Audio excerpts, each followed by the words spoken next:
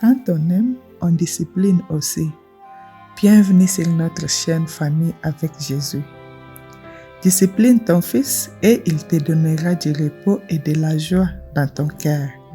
Proverbe chapitre 29, verset 17. L'histoire d'Élie racontée dans 1 Samuel chapitre 2, verset 12 à 36 et chapitre 3, versets 11 à 14, sert d'avertissement sur l'importance de la discipline et de la correction dans l'éducation des enfants. Élie était prêtre en Israël et avait deux fils, Hophni et Phiné, qui servaient également comme prêtres mais ne suivaient pas les voies de Dieu. La Bible les décrit comme des hommes méchants qui déshonoraient les offrandes du Seigneur et entraînaient le peuple dans les péchés. Bien qu'Élie fût conscient des méfaits de ses fils, il ne les corrigea pas fermement.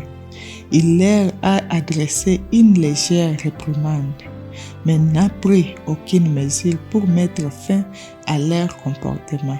C'est pourquoi Dieu prononça un jugement sur la maison d'Élie, disant que ses fils mourraient le jour même et que sa lignée cesserait de servir comme prêtre.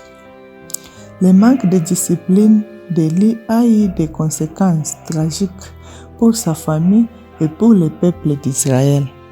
Cette histoire nous enseigne que la correction est une forme de soin et d'amour. Lorsque les parents corrigent leurs enfants, ils les aident à développer un caractère fort et à suivre les voies de Dieu. Ignorer la discipline peut entraîner de graves conséquences, tant pour les enfants que pour la famille dans son ensemble. Quelle attitude les enfants peuvent-ils apprendre de l'histoire d'Élie? Corriger avec fermeté et amour. Tout comme Élie aurait dû prendre des mesures sur corriger ses enfants, les parents peuvent enseigner des valeurs et des limites avec fermeté en faisant toujours preuve d'amour et de respect. Soyez un exemple d'obéissance à Dieu.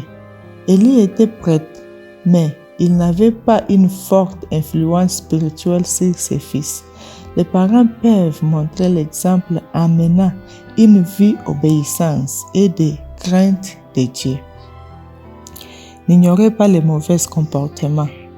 Élie connaissait les comportements pécheurs de ses fils, mais n'a pas agi. Les parents devraient corriger leurs enfants avec sagesse, en les aidant à comprendre les conséquences de leurs choix.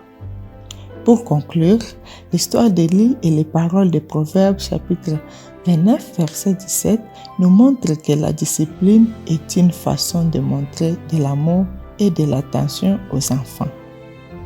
Lorsque les enfants corrigent avec sagesse et fermeté, ils aident leurs enfants à grandir dans leur caractère et à éviter les chemins de destruction. La correction aimante est un don qui guide les enfants vers la justice. N'oubliez pas, le véritable amour se révèle non seulement par les paroles, mais aussi par les actes.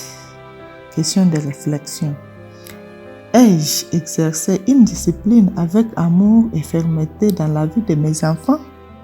Comment puis-je être un exemple spirituel pour ma famille? Activité à faire.